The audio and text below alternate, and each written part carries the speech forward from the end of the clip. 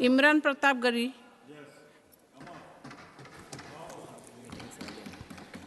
Ma'am, मैं प्रधानमंत्री जी की। इमरान जी, you have 5 minutes. Ma'am 10 minute. You have 5 minutes. We requested chairman साहब। Okay. He allowed 10 minutes. Ma'am, प्रधानमंत्री जी की सैकड़ों बार थपथपाई गई मेज के बीच अंतरिम बजट पेश किया गया और बड़े बड़े दावे किए गए। देश ये कैसा बनाया आपने, लूट कर पैसा बनाया आपने, देखिए जलते दिए भी बुझ गए, अजब दीपक राग गाया आपने। मैम, पूरा सदन अमृत काल के बजट की चर्चा कर रहा है, मैं तो गरीबों की रोटी और दाल के बजट की चर्चा करूंगा। तुम्हारी फाइलों में गांव का मौसम गुलाबी है, मगर ये आंकड़े झूठे हैं, ये दावा किताबी है। मैं इस बजट को अमीरों का अमीरों के लिए पेश किया गया बजट कहूंगा। इसमें गरीबों के लिए कुछ है ही नहीं। नौकरी मांगने वाले नौजवानों पर लाठियां बरसाने वालों, आपने इस बजट में युवाओं को क्या दिया? आपने पुरानी पेंशन बहाली की मांग करने वालों को क्या दिया? सालों से अपने लिए छत तलाश रहे लोगों को आपने इस बजट में क्या दिया?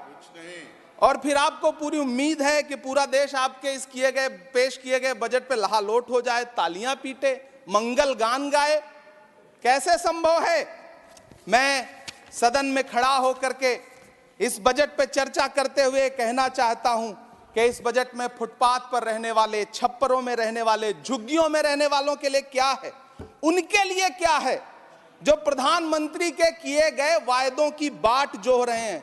हर साल फरवरी की खूबसूरत सुबह और सजी हुई संसद से बरसते हुए झूठे वायदों की जवाबदेही कौन तय करेगा? कौन बताएगा कि 2022 में प्रधानमंत्री जी जो सबको पक्का मकान देने वाला वायदा किए थे उसका क्या हुआ? लोगों के सरों पर छत देने वाले प्रधानमंत्री जी के जुमलों से अलग उन्हें यह क्यों नहीं दिखता कि राज्यों में बैठे हुए उनके नुमाइंदे लोगों के सरों की छतें उजाड़ रहे हैं?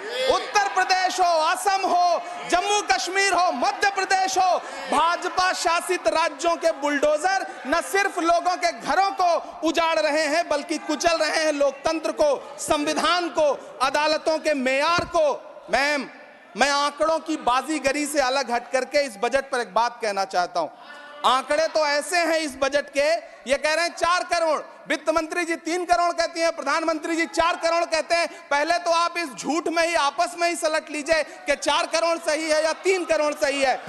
मैं आंकड़े तो ऐसे हैं इस बजट के मैम कि जो सुने वो बस पथराई आंखें लेकर किंग कर्तव्य विमूढ़ हो जाए। लेकिन झील में पानी बरसता है हमारे देश में, झील में पानी बरसता है हमारे देश में, खेत पानी को तरसता है हमारे देश में, जिंदगी का हाल खस्ता है हमारे देश में, दूध महंगा खून सस्ता है हमारे देश में। मैम, रोजगार, महंगाई, किसान, मनरेगा, पेट्रोल डीजल के दाम, गैस सिलेंडर के दाम, फसलों की एमएसपी की गारंटी, इन सब जन सरोकार की बातों से इस बजट का कोई लेना देना नहीं। हमारे ट्रेजरी बेंच के साथी हंगामा कर रहे हैं। मैं तो कहना चाहता हूं मैम, वो एक बार इनके एक नेता एक गांव में गए और उन्होंने गांव में कहा कि गांव वालों आओ, मैं तुम्हारी समस्याएं समाप्त करना चाहता हूं। गांव वाले इकट्ठा हो गए। नेताजी ने गांव वालों से कहा बताओ तुम्हारी 2 समस्याएं बताओ, मैं दोनों समस्याओं का यहीं पे समाधान करूंगा। तो गांव वालों ने कहा साहब हमारी पहली समस्या है कि हमारे यहाँ कोई हॉस्पिटल नहीं है।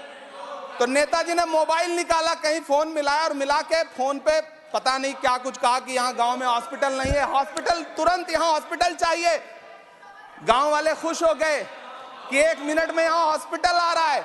अगली समस्या के बारे में उन्होंने, नेताजी ने गांव वालों से कहा कि मैंने आपकी पहली समस्या समाप्त कर दी, दूसरी समस्या बताओ। तो गांव वालों ने कहा साहब इस गांव में कोई भी मोबाइल का नेटवर्क ही नहीं है। ये है इनके काम करने का तरीका, ये है झूठ बोलने का तरीका। इन्होंने वायदे किए बड़े बड़े, जो 10 साल के इनके वायदे हैं मैं उनके बारे में बात करूंगा। वायदों से ज्यादा इनके नारों पे बात करूंगा। पहला नारा था बहुत हुई महंगाई की मार, अब की बार मोदी सरकार। आइए इस नारे की समीक्षा करते हैं। पेट्रोल, डीजल, गैस, ये तो बड़ी बड़ी बातें हैं। आटा, चावल, दूध, दही, पनीर, छाछ, सब चीज पे जीएसटी। अरे ये फिल्में टैक्स फ्री करने वाले लोग कफन तक पर जीएसटी लगा रहे हैं और ये गरीबों की बात करते हैं। मैम ये सरकार झूठ की सरकार है। ये सरकार के जितने दावे हैं सब खोखले हैं। आज प्रधानमंत्री जी कह रहे थे सबका साथ सबका विकास। ये कैसा सबका साथ सबका विकास है कि मौलाना आजाद नेशनल फेलोशिप आपने बंद कर दी, आपने माइनॉरिटी डिपार्टमेंट का बजट घटा दिया। आप कह रहे हैं सबका साथ सबका विकास। आप बात करते हैं बेटी बचाओ बेटी पढ़ाओ।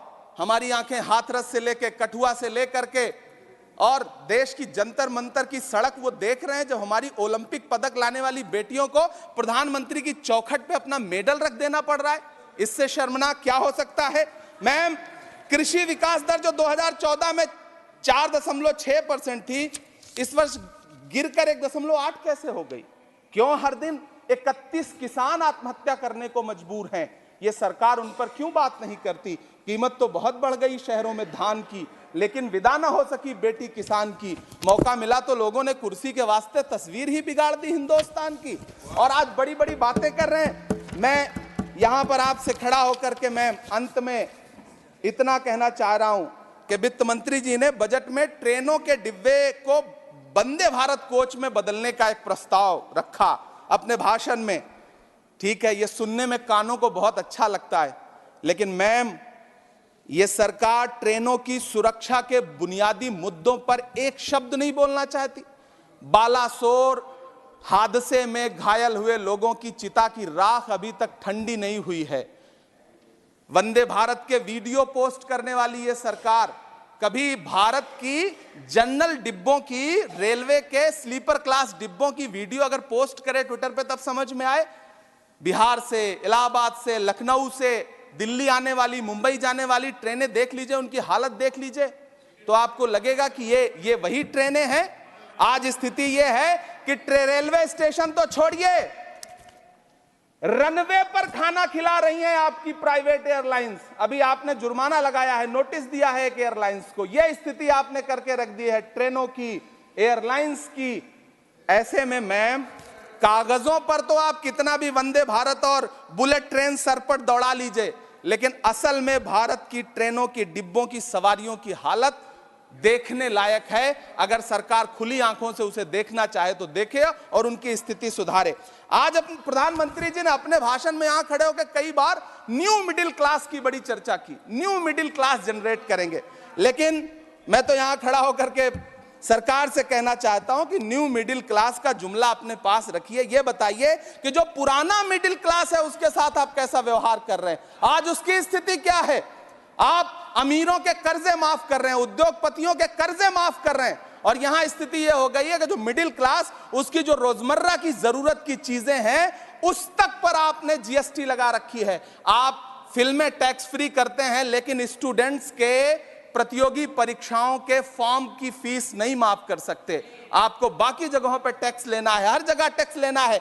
मिडिल क्लास से आपका कोई रिश्ता नहीं। मिडिल क्लास तो आपसे कह रहा है कि मोहब्बत भाईचारे के दीवाने दिन ही लौटा दो, वो सस्ती दाल सब्जी के सुहाने दिन ही लौटा दो। ये अच्छे दिन तो अंबानी अडानी को मुबारक हो, हमें ऐसा करो साहब पुराने दिन ही लौटा दो। वो पुराने दिन जो बहुत अच्छे थे, वो पुराने दिन जहां लोग एक दूसरे से मिलजुल करके रहते थे।